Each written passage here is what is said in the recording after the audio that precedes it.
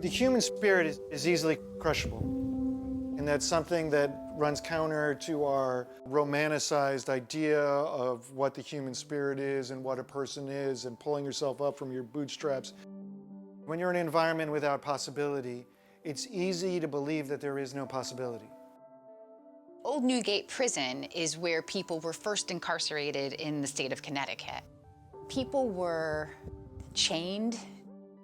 If you happened to be locked in solitary, you were inside what would look like a cave. And then above the mine, they were making metal, making nails.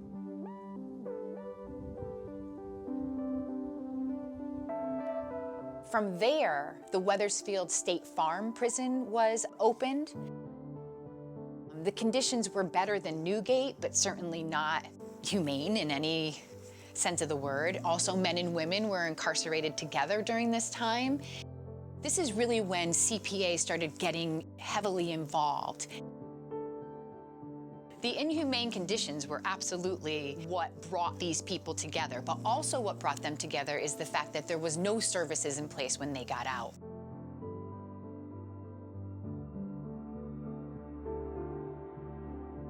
But then it became more. So the agency has so much history. I had been working for 3 years with the CPA.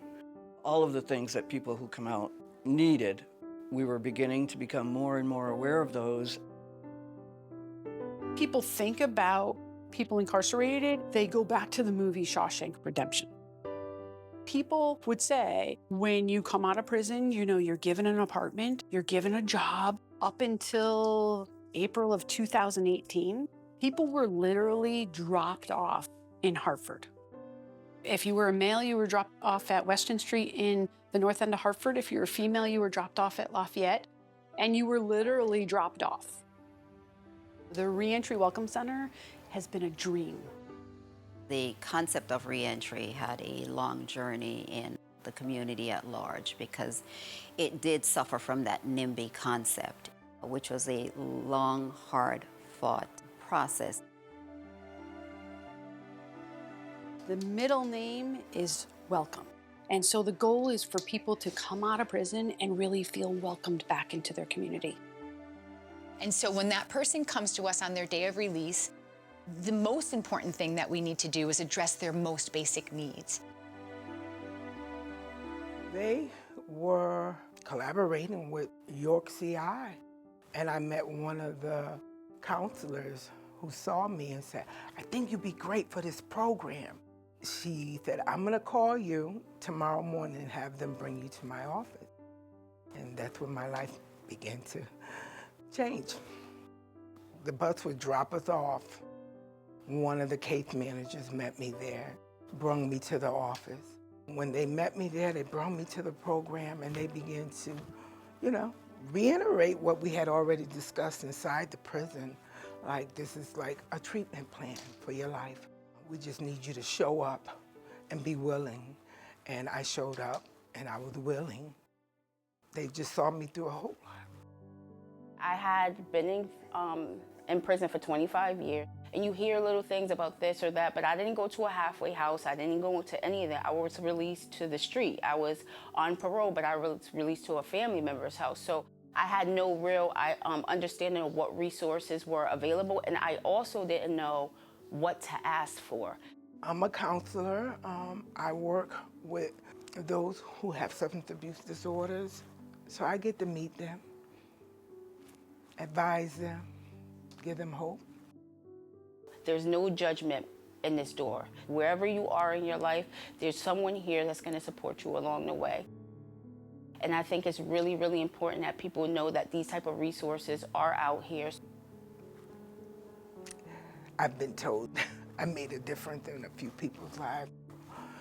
And I contribute that back to this program because had they not been there to nourish me.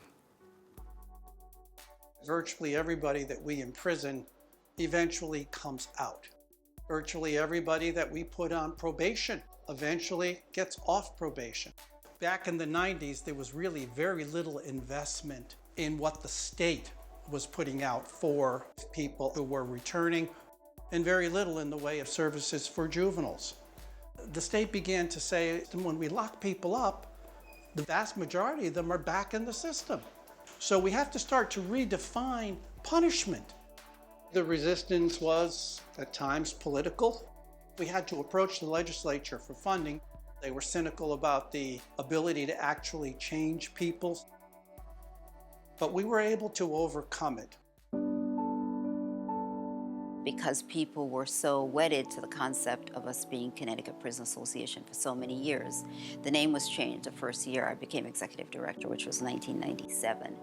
The reason behind that, again, was part of this approach to not labeling individuals as only engaged in prison, but that it was beyond that. There was a partnership component to it, and the community was an integral part. We have a work release program funded by the Department of Correction, which helps 24 men transitioning from incarceration back to the community. We also offer transitional housing for men in Hartford and Waterbury. You know, I've been in and out of prison, so I'm used to when I get out of prison, I have nothing, starting all over from scratch. And that's usually entails, the last 2 times were homelessness. If you've been homeless, you know how that life is. It's the street life, you know? Survival of the fit. I started out at the HTH, the halfway house on Washington Street. You get 3 months there. What I did this time around, the 4th time I said as a charm, it started with recovery for me. Then I got back into work. So I can, you know, I got to get that income. I only had 3 months at CPA. With that utilization of the 3 months, I got my recovery in, learned about myself, and then I got an opportunity to work at the Pond House Cafe. Start off as a dishwasher, and then I did some gardening because I had some landscaping background. Flourished from there. Now I'm the property manager a year and a half later. I want to get a chance to rebuild my bond with my daughter, my 14-year-old daughter, Natalie, the love of my life, and she's my main inspiration and motivation to stay clean. And that's how I had to do it, was to go into sober living. When they say community partners in action, that's exactly what they have evolved into. As the needs of the community are identified, they have shifted their organizational focus to accommodate that. So when the state said, look, we're going to start to invest a lot more in the juvenile side of our business. Here at Regions, we work with young men that come out of our juvenile justice system. They're ages 13 to 18. They come into our program to experience residential treatment as well as vocational treatment. And this is what I love to call like the independent living portion of our program. So kids get a different structure over here, they get a little bit more freedom, and they're able to do some different things. So everybody loves music.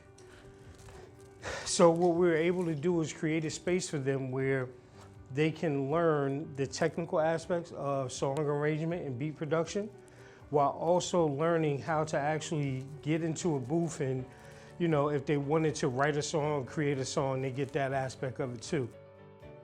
We're trying to help them build some skills that'll keep them in touch with their emotions and understanding the things that they go through and face, and then also build on a positive future. We had a young man that was interested in drumming.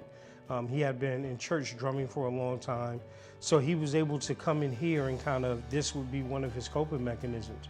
But he was able to now get this and turn this into an internship in the community with a local recording studio. So this is what we call like their living room. We do expectations for group. We actually have group time here. We tell them the rundown of the schedule that they have for the day. This is culinary arts.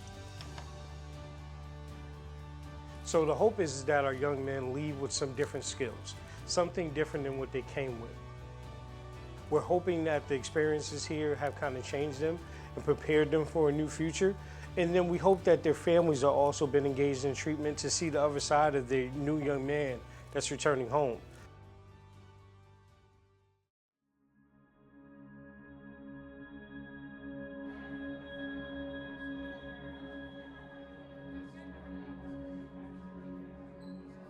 I robbed banks.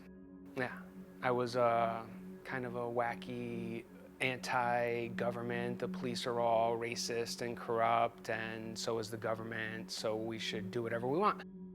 I robbed a series of banks and then was captured eventually and went to prison for it. Well, I met Jeff in a rec room at Cheshire Correctional because I wanted to get out of my cell. I wanted some art supplies. When I found myself in a cell, very much thinking about trying to take my own life, I think that I became introspective. But I wanted to make sculptures that were bizarre and kind of like reflected my things that I was learning about myself and my position in the world. Right at this moment, everyone that's participating in this show has a poster. They all know that right now is the opening reception of the annual show, their exhibition that they cannot come to. There are people making artworks that are twice the size of their cell, 3 times the size of their cell. There are artists that they're making work just to prove that they can't be contained. That you have an artist whose earliest parole hearing date is 2157, someone who's going to spend the rest of their life in prison. And they're working on soap sculptures that take 2 years to make. And it's totally a normal thing to happen in the prison. That's incredible. That's incredible. That could never have happened 30 years ago. I was released from prison in 2007, and then just got a job and, worked my way through 5 years of federal probation, and then started getting back into being creative and stayed in touch with Jeff quite a bit. And then there was an opportunity at the Old Newgate prison, an opportunity to create a full-sized metal sculpture of a man hammering a nail, because they used to make the prisoners at Old Newgate prison, forced labor, make them make nails. I have a very rich artistic life in Troy, New York, where I live. Have a gallery that I run, that I show different artists all the time. So I'm always very grateful to Jeff and to the CPA program for bringing that into my life. So I'm always calling Jeff and be like, hey, things are going great for me. How can I give back? The extraordinary thing in the 33 years I've been involved in all of this work is it's totally eroded the prison in so many ways. This is an agency that, while we have evolved, our mission has never wavered. It is about just treating people kindly, with compassion, making sure that they feel hopeful, making sure that their dignity is honored. That's who we are. We're proud of who we are. I've watched it grow in the types of programs, the number of programs, but most of all, I've watched it affect more and more human lives. On behalf of them, thank you, CPA, for your 150 years. Happy 150 years. I couldn't tell you how many thousands, hundreds of thousands of people that are better off because of the work that goes on in this building and the other buildings out in the field. Happy 150, that's a huge number. You hear that? Happy 150th to Community Partners in Action. 150 years ago, they started a program that they had no idea was going to have the effect that it has now and help the people that it's helped. It's just not one person, it's a whole organization. CPA really understands the challenges that folks who get involved in the criminal and juvenile justice system face. Congratulations, celebrate. As someone whose family has been impacted by the criminal justice system, I am forever grateful to Community Partners in Action for the work that they've done for over 150 years. I like to make sure that people that are donating to CPA know that their donations, their support are being valued. Happy anniversary to the organization. I'm very impressed that CPA, beginning with the spark of Mark Twain and it 150 years ago, has done all it has.